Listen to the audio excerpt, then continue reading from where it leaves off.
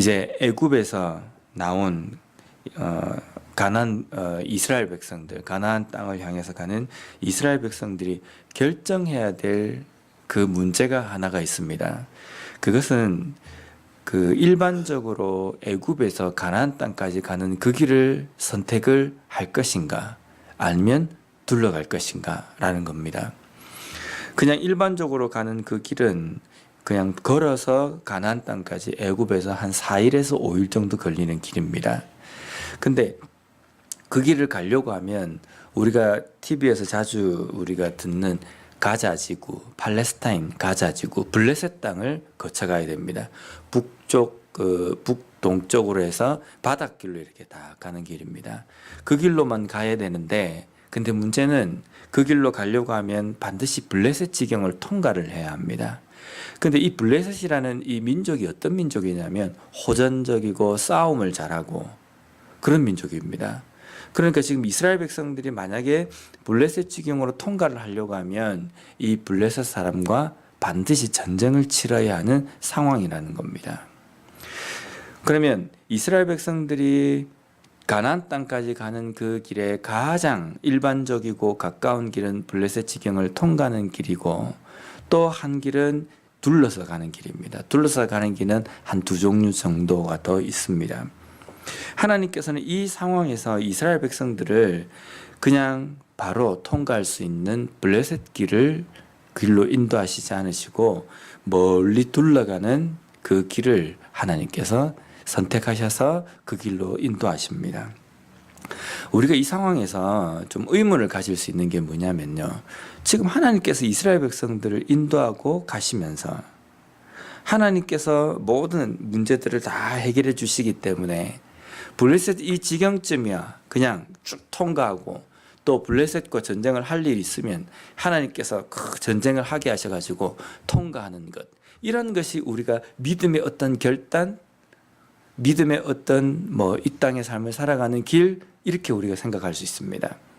블레셋을 통과해서 블레셋과 전쟁을 하고 블레셋을 승리해서 가나안 땅까지 들어가는 것, 이것이 하나님의 기적과 같은 은혜다, 우리 이렇게 생각할 수 있습니다. 근데 왜 하나님께서는 블레셋을 통과하지 않고 다른 길로 이스라엘 백성들을 인도하셨는가? 우리의 생각 속에는요, 자꾸만 어떤 생각이 있냐면, 하나님의 내 삶을 인도하시고 하나님께서 나와 함께 하신다는 그 증거가 뭔가 이 땅에서 잘 찾아볼 수 없는 어떤 큰 기적이 일어나야지만이 그것이 하나님께서 인도하심이라고 하고, 또 그것이 기적과 같은 은혜라고 우리가 이야기를 합니다. 그런데 지금 이스라엘 백성들을 멀리 둘러서 이렇게 가는 그 길 가운데에 오늘 본문에 보면 21절과 22절에 보면 하나님께서 낮에는 구름 기둥으로 밤에는 불 기둥으로 이스라엘 백성들을 인도하십니다.